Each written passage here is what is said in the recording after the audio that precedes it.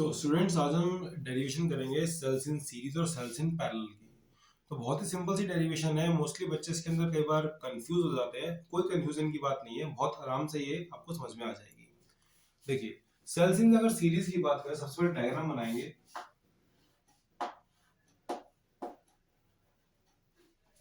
ये हमने यहाँ पर एक सेल को रिप्रेजेंट किया उसकी इंटरनल रेजिस्टेंस के साथ। तो इसका जो ईएमएफ था that is E1, internal resistance R1।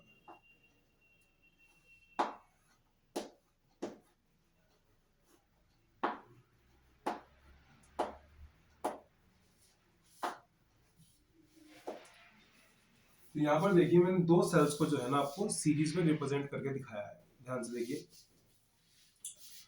Now series के अंदर जो करंट है वो तो सेम रहता है, same current flows through the series combination. तो आई करंट जो इसके अंदर फ्लो करेगा वही आई यहाँ पर मिलेगा और वही आई यहाँ पर भी मिलेगा। तो फिर सीरीज कॉम्बिनेशन के अंदर डिफरेंट क्या होता है? सीरीज कॉम्बिनेशन के अंदर डिफरेंट होता है potential difference. Let this be point A and this be point B.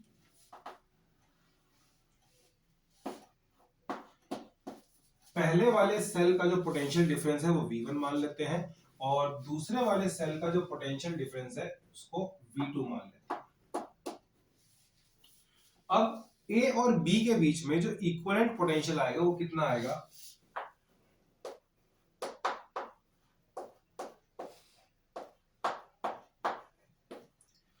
तो A और B के बीच में जो इक्विवेलेंट पोटेंशियल आएगा that will B V1 plus V2, यानी कि जितना डिफरेंस पहले वाले सेल की वजह से बन रहा है प्लस जितना डिफरेंस दूसरे वाले सेल की वजह से बन रहा है।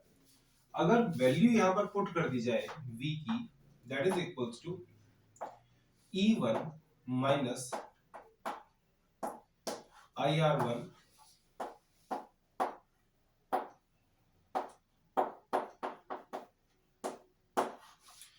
Plus E2 minus IR2। जो आपका फॉर्मूला था वो हमने यहाँ पर पुट कर दिया पोटेंशियल डिफरेंस का। और इसके इक्विवेलेंट यहां पर जो फॉर्मूला बनेगा that is E equivalent minus I into R equivalent. E equivalent minus I into R equivalent. तो अगर हम यहां से इसको कंपेयर करना शुरू करें, that is E1 plus E2 minus I times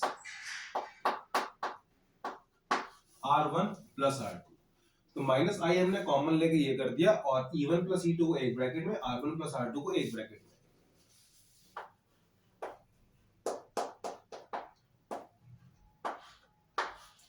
तो अगर हम इसको डायरेक्ट कंपेयर करें,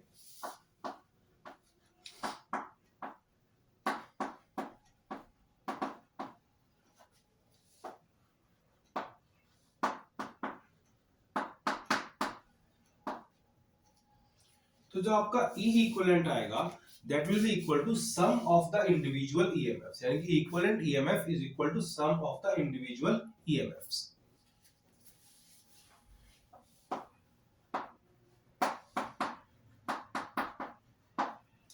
And your equivalent internal resistance will be sum of individual internal resistances।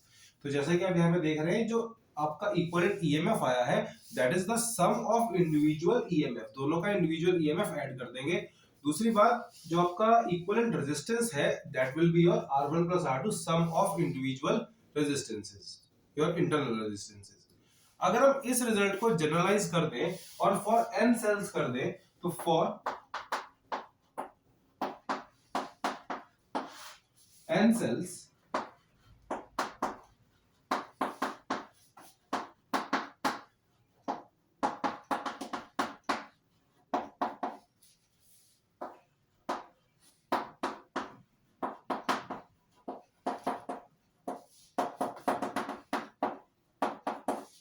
तो फॉर n सेल्स जो है ना, आपका जो सम आएगा that is sum of individual EMFs and for R equivalent sum of individual internal resistances.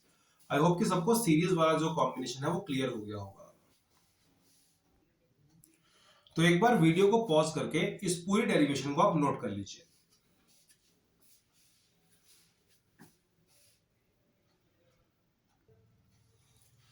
So now we will do cells in parallel. अभी जो sales in parallel है ये थोड़ा सा कॉम्प्लेक्स है as compare to cells in series, but still करना तो पड़ेगा और पेपर के लिए ये ज्यादा इंपॉर्टेंट है। ठीक है, सबसे पहले इसका डायग्राम देख लेते हैं। दो सेल्स बनाएंगे,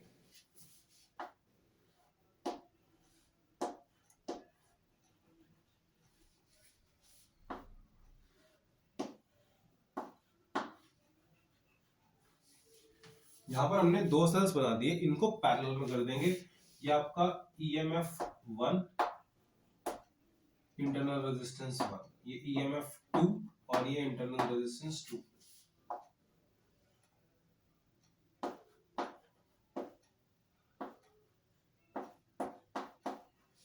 और फिर आपका ये पहले वाले में से करंट I1 और दूसरे वाले में से करंट I2। अब इन दोनों को जोड़ देंगे पैरेलल के अंदर।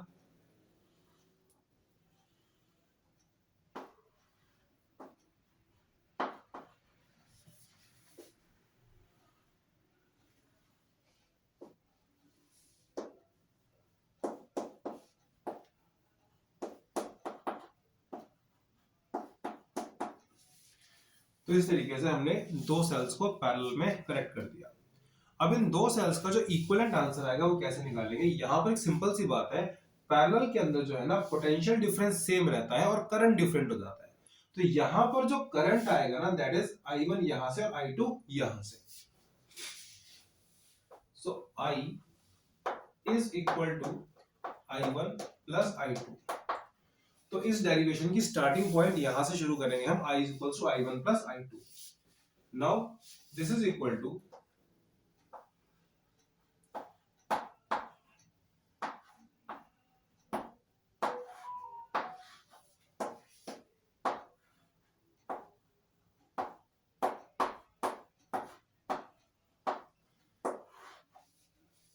सो E1 minus V divide by R1, E2 minus V divide by R2।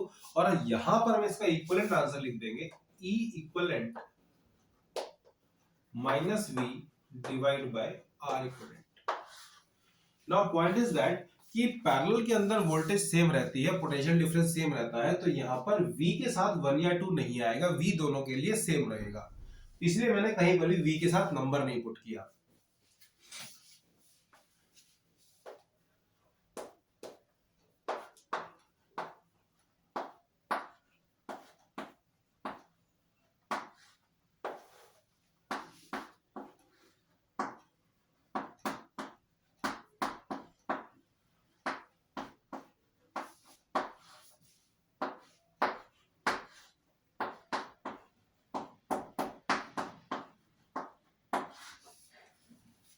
So now this is E1 by R1, हमने इसको सेग्रीगेट कर लिया, अलग अलग कर लिया।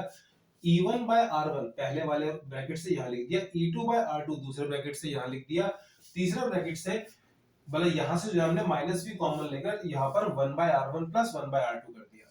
अगर इसको हम कंपेयर करें बाय डायरेक्ट कंपैरिजन, अब यहां से थोड़ी सी ट्रिक शुरू होती है, ध्यान से देखेंगे। अगर हम इसे कंपेयर करते हैं,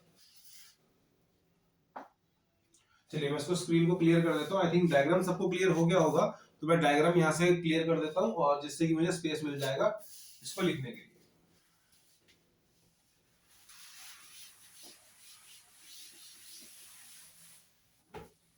सो अगर हम इस इक्वेशन को कंपेयर करते हैं,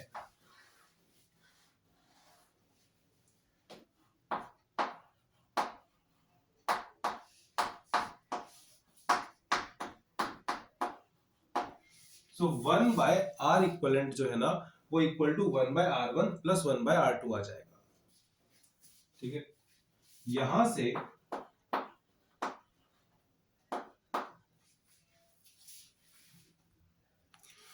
तो यहां से जो 1 बाय आर इक्वलेंट था वो 1 by R1 plus 1 by R2 के इक्वल आ गया। आर इक्वलेंट किसके बराबर आएगा? R1 R2 divide by R1 plus R2। सो दो सेल्स के केस में आपका आर इक्वलेंट ये आ जाएगा। अब अगर बात करें इस वाले सेक्शन की, तो यहां से E equivalent by R equivalent should be equal to this bracket.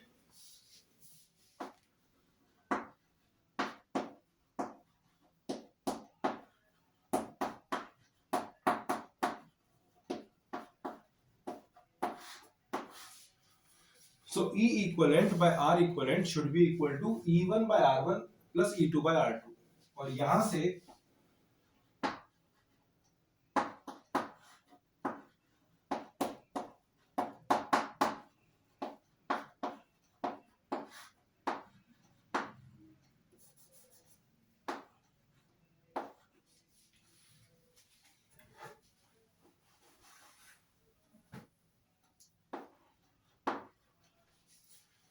E equivalent निकालने के लिए हम क्या करेंगे, इस R इक्वलेंट को यहां शिफ्ट कर देंगे, तो ये आपका यहां से किया जाएगा। ठीक है, अब अगर मैं R इक्वलेंट की वैल्यू ऊपर से पुट कर दूं तो देखिए ये आंसर क्या बनेगा,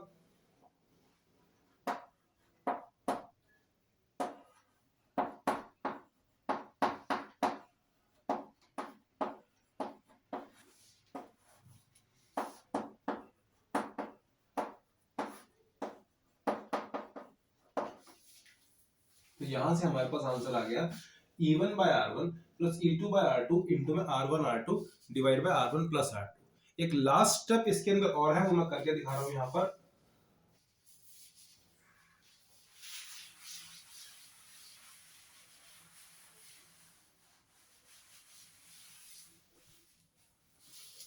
अब अगर हम यहां से एलसीएम ले लें, इसको सॉल्व करें आगे, तो ये बन जाएगा E इक्वलेंट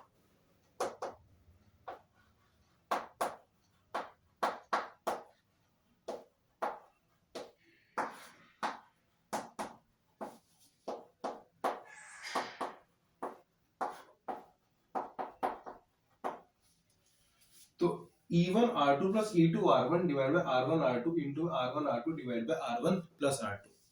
अब ये कैंसिल आउट हो जाएगा, so the final answer will B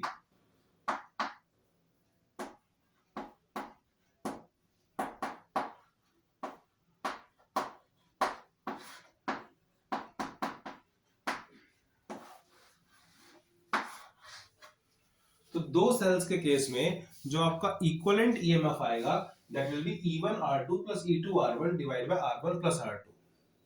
I hope कि सारे बच्चों को ये पॉइंट क्लियर हो गया होगा। अब अगर आपको इसका जनरलाइज रिजल्ट देना है तो जनरलाइज रिजल्ट ये होगा 1 by R equivalent equals to 1 by R1 plus 1 by R2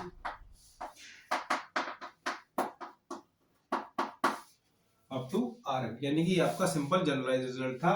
और अगर आपको इसको ईएमएफ का इक्विवेलेंट देना है जनरलाइज केस में, so E equivalent by R equivalent should be equal to E1 by R1 E2 by R2 E3 by R3, कैसे करते करते कहां तक जाना है, En by Rn तक। तो E equivalent by R equivalent की आपको रेशियो देनी है और साथ में आपको 1 बाय R इक्विवेलेंट ये लिखना है। इन केस अगर आपको सिर्फ E इक्विवेलेंट देना है तो इस ब्रैकेट को यहां पर लिख के आपको R इक्विवेलेंट को यहां शिफ्ट कर देना ऊपर, तो इस सारे का आंसर आपका आ जाएगा E इक्विवेलेंट के बराबर। तो फ्रेंड्स, स्टूडेंट्स, दोस्तों, शेरों और शेरनियों, तो भाई और कौन कौन सी डेरिवेशंस आपको मुश्किल लग रही हैं कमेंट सेक्शन में करके बताएं। मैं वो अपने चैनल पे अपलोड करने की पूरी कोशिश करूंगा जितना जल्दी से जल्दी हो सकता है। So thank you very much for watching this video.